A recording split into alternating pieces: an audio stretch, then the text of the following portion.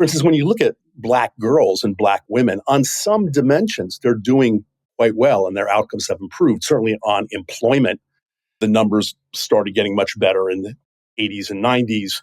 If you look at upward mobility measures among, say, women or girls born into lower income families, Black girls in those families experience as much personal earnings and employment mobility and education mobility as do white and Latino women. They're really doing reasonably well. It's when you turn to the men, the boys and the men, that the numbers look much worse, which then, of course, brings down household incomes in the Black community because then the marriage rates are so much lower.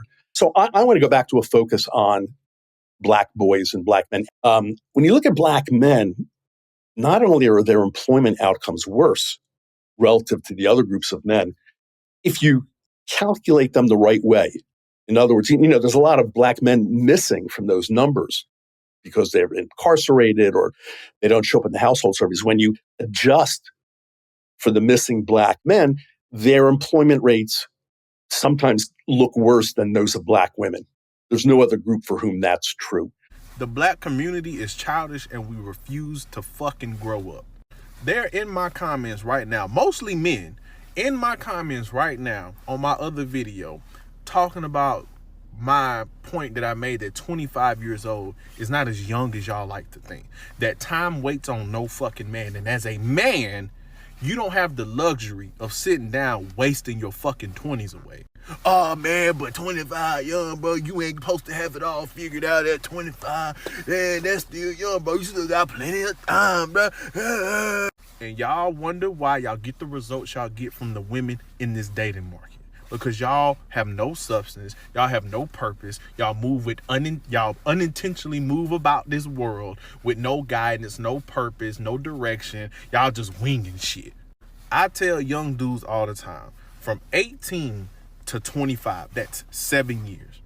Now, most people would sit here and say, well, I'm in college, bro. I got a party. I got to get it out my system. Y'all not doing nothing. You're not doing nothing. Going to the club and wasting the little money you have, partying and drinking and smoking. What are you doing with that time? You just wasted 7 years of your life that you will never get back.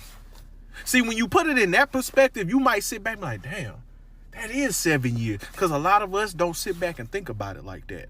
7 years you will never get back. I will say it one more time. That is 7 years you will never get back. You are 5 years away from 30 years old. And fellas will still get on here and say, man, I'm just figuring it out, bro. Like, I just, you know what I'm saying? I'm just trying to make some shape, bro. But then when they see me, right, and fellas like myself who are young in their 30s and successful, what's the first thing? I'm trying to get like you, big dog. And then when they 35 and they 40, they look back and be like, man, I wish I would have this. I wish I ain't fuck off my 20s, man. I should. And that's why I tell young dudes all the time, don't listen to these dudes that are on the internet telling you got time.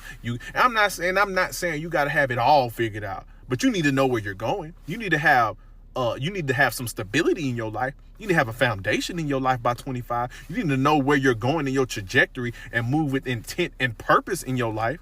And yes, that includes dating too. You wonder why you got all these Black men that wake up and they be 35, 40 years old and they still bullshitting.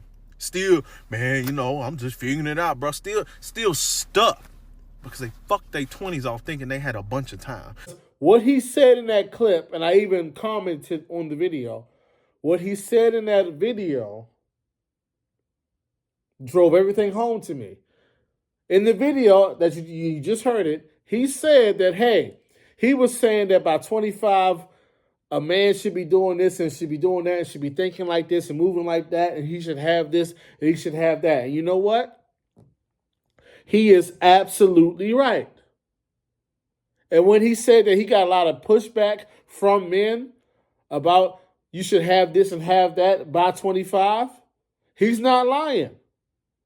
He's definitely received that pushback. A lot of people have received that pushback. If we're going to keep it all the way real, when other men have said by age 30, you should have this, and that. You should do this, and that. You should be thinking like this, and that. At 30, a lot of people said, oh no, 30 is too young. But we got to keep it real. All the way up to 30, guys are saying that's too young to have expectations of men. And so that's what it all came to me. The reason why so many black men are struggling is because a lot of us were not raised by men. There's consequences to that. A lot of black men were not raised by men. And that's the problem. I myself, I was not raised by a man. Now let me say this. It was some very unique circumstances. In life, you get the hand you get. It is what it is. So my parents were married, but when I was around like in the first grade, dad got sick, he died. Not being raised by a man has impact.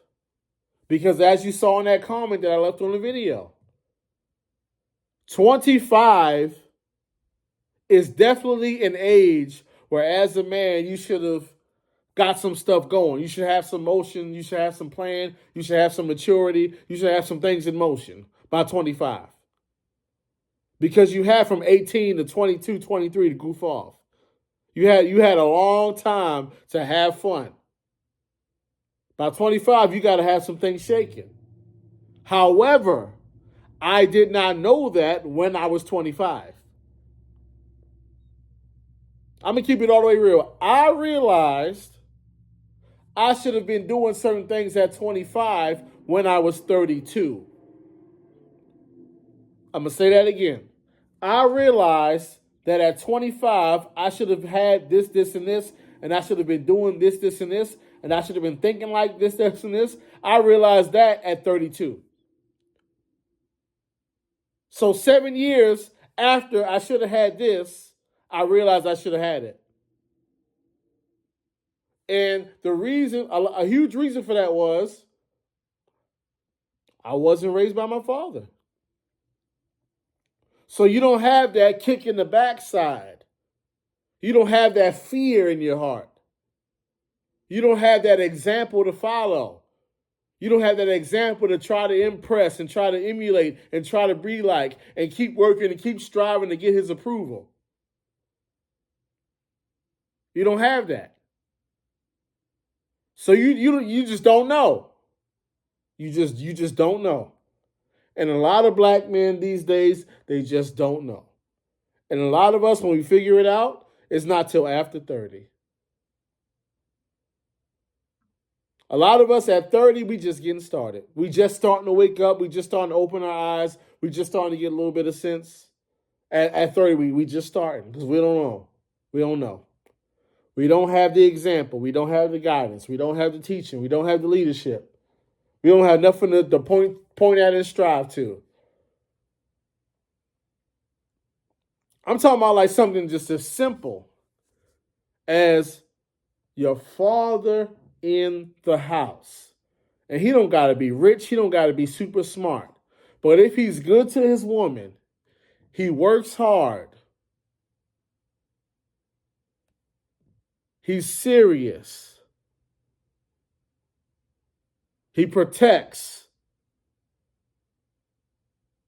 That alone right there is such a leg up versus not having that at all. Your father don't never have to be rich. He don't never have to have a whole lot of money. But if he's just a good man, and you have an example of what a good man or what a grown man or what a serious man looks like, it would make a whole lot of difference. And so that's why so many black men are behind. Because a lot of us don't even know we're behind. I was behind. I didn't even know it. I was just going through life, just going through the motions. Just working a job somewhere, making enough to be okay and have some fun and deal with some just wasting time. Like I got all the time in the world. That's what I was doing. That's what a lot of us were doing. That's what some of us are still doing. Just like you got all the time in the world. And some guys, at you 40 right now. You are 40. 40. And you acting like you just got all this time. You 40 years old. If I say, what's your 2-year plan? Not even 5 or 10. But what do you have planned to do tangibly for 2025? You don't even have that and you're 40. Are you serious? Seriously. You are 40 years old and you don't have the next 12 months mapped out? You don't have 12? You know, you can live to be 65, 75, 80, 90 years old. What is your plan? You just going to freestyle, huh? Oh. That's the mentality. And you 40. Like, bruh. And that's what somebody should have been saying to me. That's what it would have been helpful. If when I was 27, somebody would have been like, you 27 years old, bro. What are you doing? You're 27. You're not 22. A lot of us don't have nobody saying that. What if we had somebody saying, you are 28 years old, you about to be 30. What type of time is you on? But we ain't had that. So we just kind of figure it out, whenever we figure it out. But yeah, man, that was my thoughts, man. Yeah, trust me. I know for a fact when he said by 25, you should have, instant visceral reaction. Instant visceral reaction. I know for a fact that was the case. Because we got to be real. We think 25 is a kid. Let's be real. We think a 25-year-old black man is a child. We'll be like, oh, man, that 23-year-old, he shot up the mall. He was just a kid. This 23-year-old that took a gun and shot up some people. Oh, he was just a kid. He was young. That's what happens, though, man. That's the issue. That's the issue, man. Men not being taught to be men by other men, by their fathers. That's the problem. If you want to be somebody, if you want to go somewhere, you better wake up and pay attention.